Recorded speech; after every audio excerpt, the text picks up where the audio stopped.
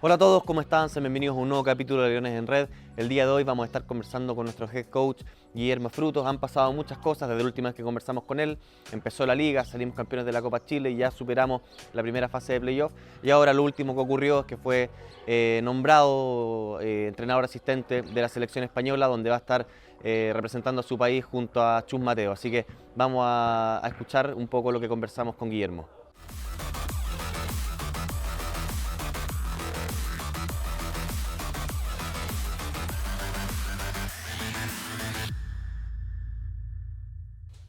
Hola Guillermo, ¿cómo estás? Muchas gracias por estar hoy día acá con nosotros en Leones en Red. Muchas gracias, buenas tardes Juanjo, encantado. Bueno, han pasado hartas cosas, nosotros hablamos cuando llegaste, no sé si te acuerdas, ya han pasado varios meses de trabajo, varios meses ya de temporada regular, empezamos playoff, tuvimos nuestra participación internacional entre medio y bueno, y después nos toca volver a jugar una Copa Chile tremendamente exigente. Tenemos que volver a jugar ese primer partido con Osorno en el que veníamos jugando una cantidad grande de partidos en pocos días. Y hacemos un primer tiempo complicado, donde se notaba que los jugadores estaban muertos, molidos, que no había piernas, y algo pasa en el entretiempo que el equipo logra sacar el partido adelante con mucho oficio, con mucha responsabilidad y con mucho carácter. Cuéntanos tú un poco cómo viviste eso desde adentro, qué pasó, digamos, en el camarín, porque uno puede tener ganas o no ganas, pero si no hay piernas y no hay piernas en los primeros 20 minutos, es difícil que aparezcan en los últimos 20.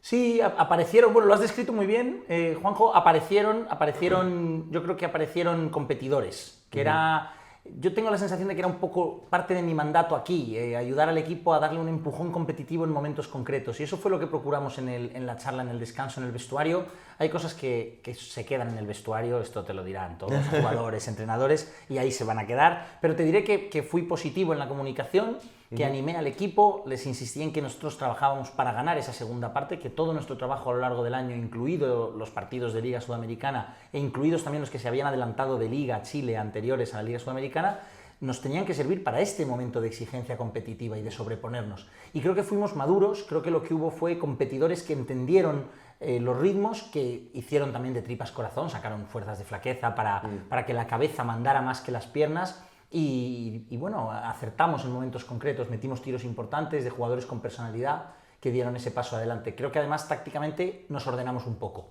y bueno, nos regimos un poco por la máxima de menos es más. Y así jugamos la segunda parte con un esfuerzo defensivo espectacular. Les dejamos en un tanteo muy bajo. Piensa que nosotros íbamos 40-30 al descanso y ellos acaban en 63 puntos. Hacemos una segunda parte defensiva creo que extraordinaria. Sí.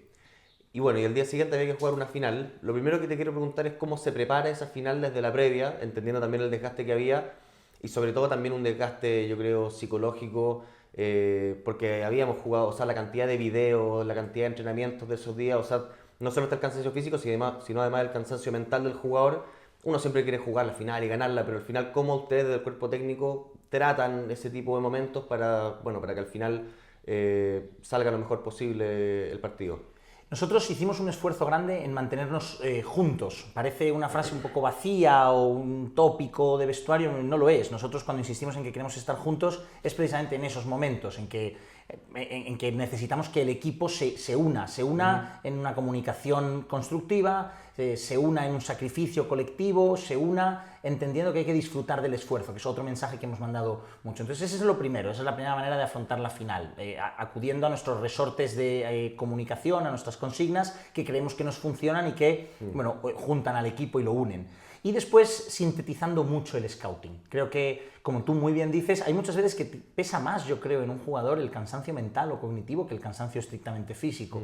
Creo que nosotros nos enfrentábamos a esa amenaza del cansancio mental, de volver a poner el foco en análisis individuales con fichas de jugadores, con un vídeo de estilo, con un vídeo táctico, con un análisis defensivo del rival. Y ahí lo que hicimos fue, ahí los ayudantes hicieron un trabajo excepcional, fue sintetizar mucho, sintetizar el mensaje, que el mensaje llegara claro, y pensar que pocas cosas pero bien hechas en ese walkthrough de la mañana iban a ser importantes. Hicimos un par de ajustes tácticos y, hombre, me cuesta la vanidad que tiene todo entrenador no hablarte de la 1-3-1 que nos dio pues, un parcial de 16-5 ¿no? mientras la ejecutamos. Tú decías en varias declaraciones después que pese al marcador bajo y a los bajos porcentajes de los dos equipos, que tú sentías que había sido un muy buen partido de básquet tácticamente. ¿Por qué? Creo que muchos de los tiros que se fallaron eran tiros liberados, por eso creo que el juego colectivo que hubo por parte de los dos equipos fue un buen juego, porque en definitiva el objetivo de jugar un sistema, de pasarse el balón, de correr el campo de determinada manera, de ocupar unos espacios, es encontrar un tiro liberado, anotar o no. Bueno, es una consecuencia del juego, pero en última instancia no es controlable. Por eso, en primer lugar, creo que el juego colectivo que se vio fue mejor que para esos porcentajes de tiro. Y por otra parte, creo que lo que hubo fueron muy buenos ajustes durante el partido. Yo creo que hay que hacer hincapié, cuando los entrenadores nos ven jugar o incluso el aficionado, hay una parte muy bonita del partido que es la dirección de partido. Y creo que tanto por parte de Valdivia como por nuestra parte hubo alternativas, propuestas, más allá de las defensas alternativas en sentido estricto nuestras, pero de cómo se van componiendo los quintetos, cómo se deciden los emparejamientos, nuestro momento con el doble base. Bueno, creo que hubo cosas, propuestas que enriquecieron mucho el partido. Y creo que el nivel defensivo fue razonablemente bueno por momentos. Por eso creo que en conjunto el partido fue bueno. Además, desde un punto de vista quizá más, llamémosle superficial o de aficionado, creo que fue un partido en el que hubo mucho toma y daca, mucho golpe y reacción casi inmediata del otro equipo. Hubo buenos competidores en pista que sacaron, insisto, unas fuerzas que a lo mejor no tenían muy a flor de piel, pero las sacaron para poder competir y reaccionar a casi cada golpe del rival. Quería preguntarte dos cosas. Primero, este es tu primer título en Chile. ¿Cómo lo viviste desde lo personal? ¿Cómo lo vieron desde lo colectivo? Y también cómo logras que eso no obnubile o no tape, porque nosotros llegamos 10-0 a la Copa, salimos campeones invictos. ¿Cómo lograr que el éxito de este momento no nos nuble y no nos haga después caernos?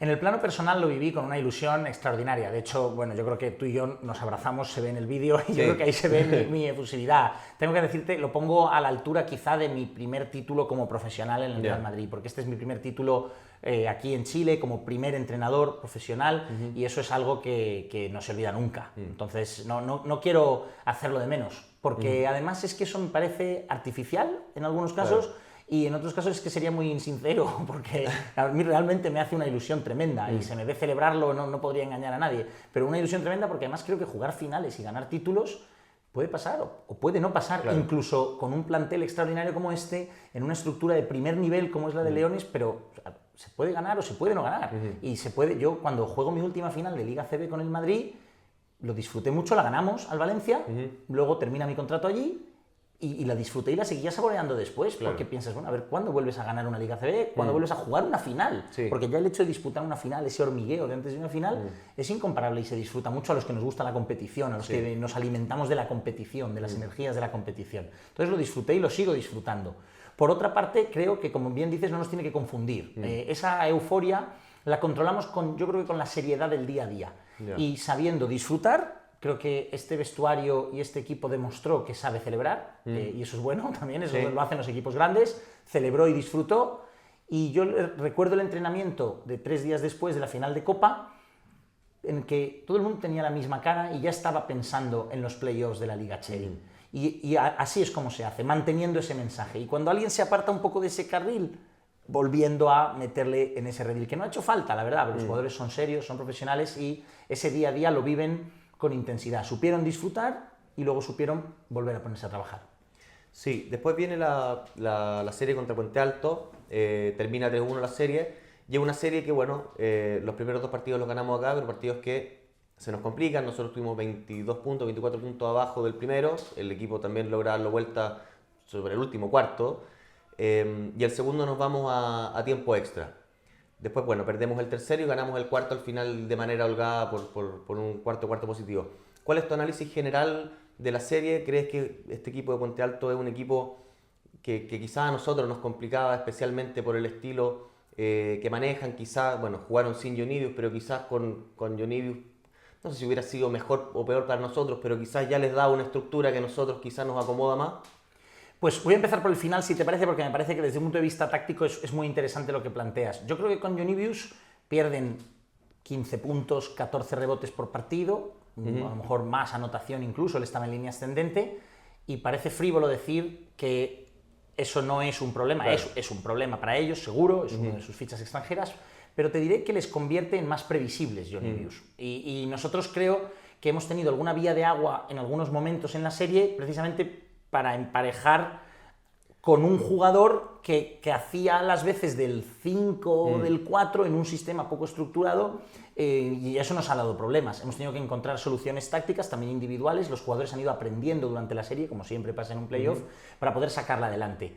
Creo que Puente Alto era, cuando empieza la liga, yo creo que te lo comento a quien lo quiera escuchar, para mí era claramente la segunda mejor plantilla jugador por jugador de la conferencia. Ellos cuando vienen a jugar aquí, es la jornada 2, si no me falla la memoria, nosotros hacemos una muy buena primera parte, nos damos 18 arriba, luego ellos se agarran un poco, ganamos de 9, sin bajas los dos equipos, y creo que ahí lo que vemos es, yo ahí pienso, bueno, este equipo va a perder muy pocos partidos en la conferencia. Luego hacer una liga regular, un poco irregular, si se me perdona la cacofonía, y efectivamente nos complican por una estructura de jugadores pequeños que aprietan mucho, que son físicos, que son duros, y por esa imprevisibilidad que te digo de jugar pues con 5 abiertos, teniendo nosotros que ajustarnos, intentando imponer nuestra superioridad física por momentos, que no lo conseguimos, y eso está en nuestro debe. También está en nuestro debe no entender la dureza de los perimetrales de Puente Alto, en muchos momentos, no entender en algunos casos el arbitraje tampoco, el listón de la falta, no entender bien dónde estaba y tener problemas para adaptarnos, y eso está estrictamente en nuestro debe, quiero que esto no se malinterprete. Y por otra parte, creo que Puente Alto, ya aparte de todo, aparte de que sí, nos complica por esto, creo que lo dices bien, es un equipo que nos resultó especialmente áspero, creo que da su mejor versión contra nosotros, por una cuestión de falta de presión, de confianza de los jugadores, que salen y mejoran su rendimiento en muchos casos.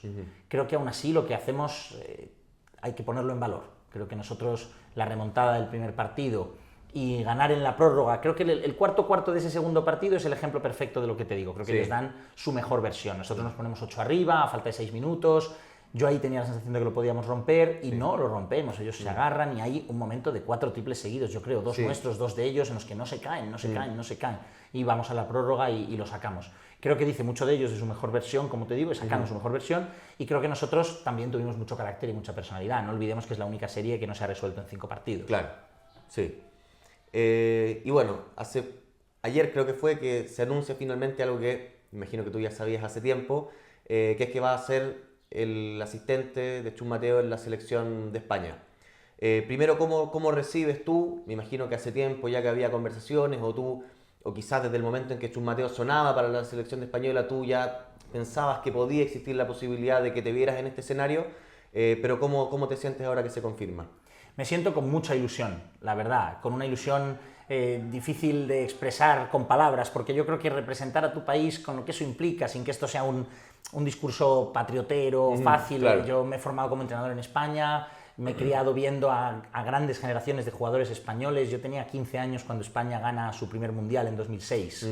Bueno, esa es una edad en la que, bueno, lo absorbes todo, es una ilusión tremenda. Entonces, bueno, lo vivo con la sensación de sueño cumplido, y te diré que reforzadamente cumplido por vivirlo aquí. Yo estoy especialmente feliz aquí, me siento en un entorno en el que me siento muy valorado, me siento muy arropado, con mucha cercanía de mucha gente en el club, porque el club lo hacen las personas, y las personas que hay aquí, desde Carlos hasta la gerencia, hasta la gente de comunicación, vosotros, hasta los 2 utilleros, o sea, no son, me siento con cercanía y con mucha calidez, y poder compartirlo con vosotros me hace especialmente feliz. Tengo que decirte que también siento un punto de responsabilidad. Oye, te llama tu país, te llama Chus Mateo personalmente como ayudante de confianza para formar parte de su staff, así es como se fragua, respondiendo un poco al principio de la pregunta, con una llamada de Chus. Al principio no se puede anunciar, era algo que sí que estaba previsto. De hecho yo creo que no te doy ninguna primicia si te digo que contractualmente estaba previsto con el club que esto pudiera pasar, porque efectivamente Chus era uno de los candidatos a ocupar ese banquillo. Y siento esa responsabilidad doble, es decir, oye, yo tengo que mantener mi nivel como head coach de Leones, ahora unos días que me ausento tiene que estar todo milimetrado, tengo que sacar espacio para ver los entrenamientos grabados, tengo que estar pendiente de todo, y a la vez la responsabilidad de representar a tu país, porque sabes que tienes a toda una afición de un país detrás. Ya no es la afición del Real Madrid o del Barcelona, con la selección española para todo el mundo. Y eso yo creo que te suma un poquito de responsabilidad, también ilusión, pero mucha responsabilidad. Y piensas que quizás como que de alguna manera lograste como mantener lo mejor de los dos mundos, porque tú sales de Madrid buscando la oportunidad de ser primero, pero claro, dejas un poco de lado la oportunidad de trabajar con un entrenador de primer nivel mundial, y como que ahora de nuevo tienes las dos cosas. Sí, la verdad es que sí, está bien expresado, es lo mejor de los dos mundos. Además creo que es un doble rol que como entrenador te enriquece muchísimo. Porque no ves el partido igual como ayudante que como primero. Claro. Y tu aproximación a la preparación del partido y al diseño de las sesiones tampoco es la misma. Es un rol diferente. Y no me gusta mucho esa expresión de rol, pero es que es verdad. O sea, claro, es una posición diferente, tú lo ves desde un prisma distinto.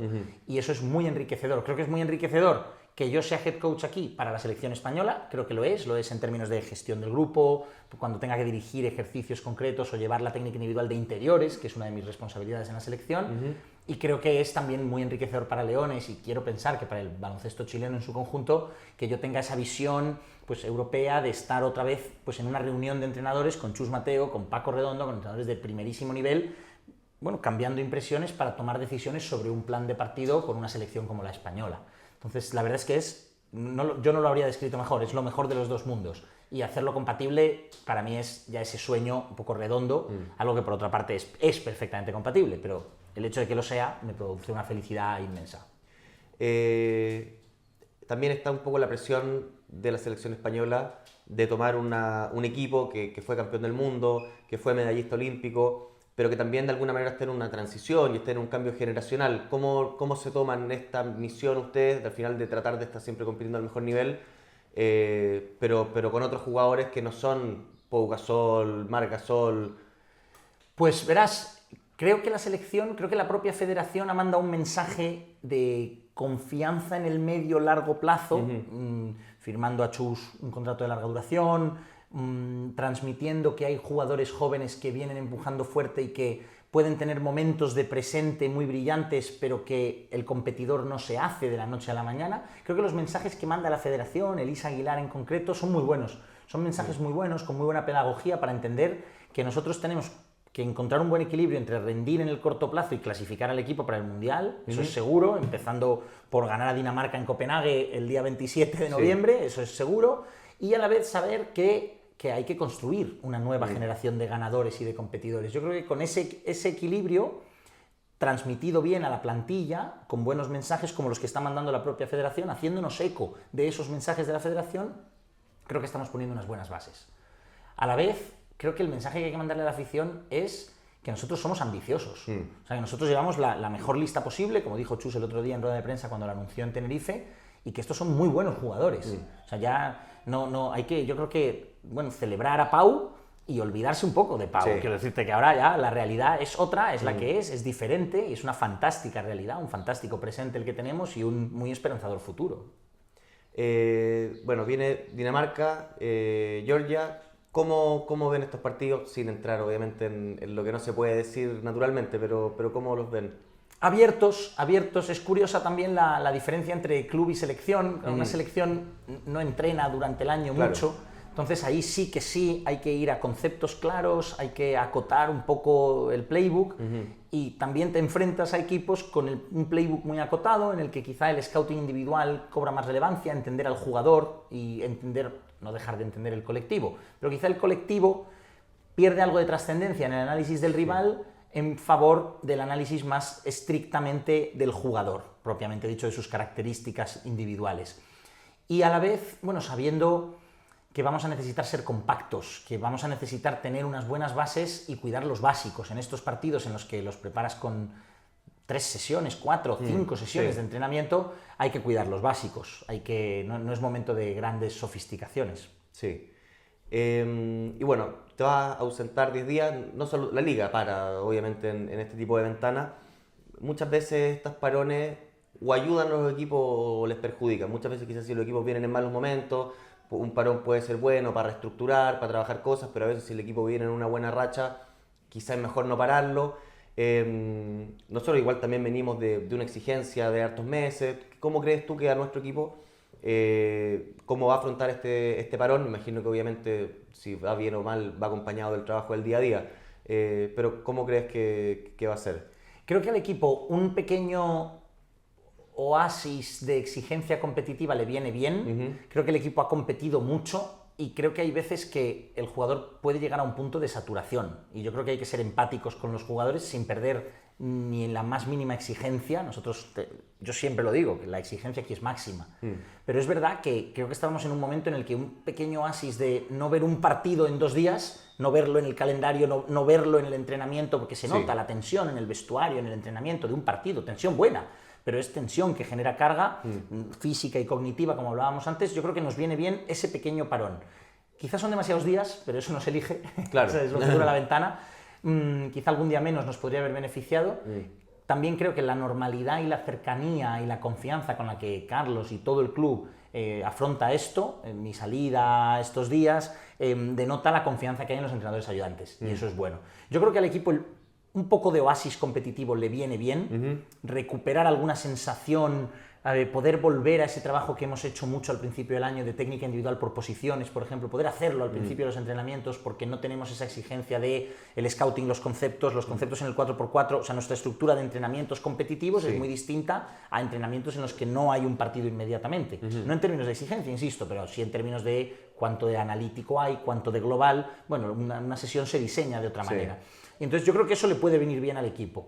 Y espero que no sea que eso lo cortemos en algún momento para que tenga ese efecto sanador sin que perdamos el ritmo competitivo, porque este equipo lo que está jugando muy bien al baloncesto, tiene mucho ritmo, mucha velocidad de toma de decisiones y creo que una capacidad competitiva muy alta. Entonces vamos a intentar que a medida que se aproxime ese partido con Colo-Colo de finales de conferencia, sepamos ir diluyendo lo analítico, volver a lo global, a esa velocidad de toma de decisiones, a ese ritmo de entrenamientos y a esa calidad competitiva que creo que estamos viendo sobre la pista. Después, bueno, se viene la serie con Colo-Colo, final de conferencia o semifinales de la liga. ¿Cómo se ve esos partidos de ahora? Falta mucho todavía, pero quizá en comparación a lo que es Puente Alto, ¿cómo lo ves tú desde el papel? Que quizás nos acomode más o nos acomode menos. Después puede pasar lo que sea, después uno puede ir y perder 3-0 y se acabó la liga, pero igual tampoco está mal teorizar un poco. Sí, podemos teorizar, claro que sí. Yo creo que a mí me cuesta pillarme las manos con lo de nos acomoda más, menos. Yo creo que Puente Alto es el equipo que quizá más nos incomoda en términos de perímetro duro que nos pegan, como te decía, que nos cuesta a veces generar a nuestros ritmos. Pero es verdad que Colo-Colo del 2 al 4, con el fichaje de Álvarez y la salida de Diego García por lesión, que lo lamento mucho por él, creo que gana un perfil físico importante en el perímetro, en esas posiciones del 2 al 4. Creo que Colo-Colo es un equipo bien entrenado, quizá con un punto de estructura mayor que Puente Alto, y eso en principio a nosotros, ¿qué puedo decirte? ¿Que nos acomoda más? No me gusta esa expresión. Que nos cuesta quizá menos identificar lo que quieren hacer y emparejarnos por momentos, pues eso puede que sí. Y a la vez creo que es un equipo que viene en alza, que ha sido capaz de ganar un quinto partido fuera de casa, una serie particular, la he seguido muy de cerca, la verdad, con interés, con ese aficionado que lleva todo entrenador dentro, que ha ganado los 3 partidos fuera de casa. Entonces eso yo creo que es un aviso muy grande para nosotros, sobre todo en el inicio de la serie, aquí en el Cubil. Que nosotros veamos que es un equipo que tiene, por una parte, ese perfil físico del 2 al 4 y por otra esa actitud. Y creo que va a ser una serie bonita. Creo que el último partido que nos enfrentamos con ellos fue un 99-73 aquí en el Cubil. Creo que no se va a parecer a eso, pero va a haber momentos en los que sí, en los que son equipos que tiran con confianza, que abren la pista, tanto nosotros como ellos, y eso yo creo que puede dar pie a un muy buen espectáculo. Bueno, Guillermo, muchas gracias y mucha suerte en estos primeros 2 partidos que se vienen con la selección. Muchísimas gracias. Gracias, deseando volver esto ya. Bueno, eso ha sido todo por el programa de hoy. Como siempre, los dejamos invitados a seguir las redes sociales del club, @CS0Leones en X, Instagram, Facebook y TikTok. También los dejamos invitados a seguir nuestro podcast en Spotify, Leones en Red, donde vamos subiendo las entrevistas que hacemos a lo largo de los capítulos de este programa.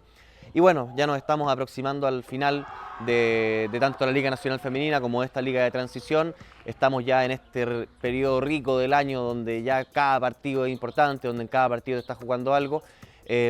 Así que deseenos la mejor de la suerte y quédense atentos a nuestras redes sociales porque cada vez queda menos temporada y cada vez nos aproximamos más a algunas metas o quizás nos alejemos más de otras, pero sin duda que es un periodo exquisito para ser fanático del básquetbol. Así que nos vemos la próxima semana como siempre. Chao, chao.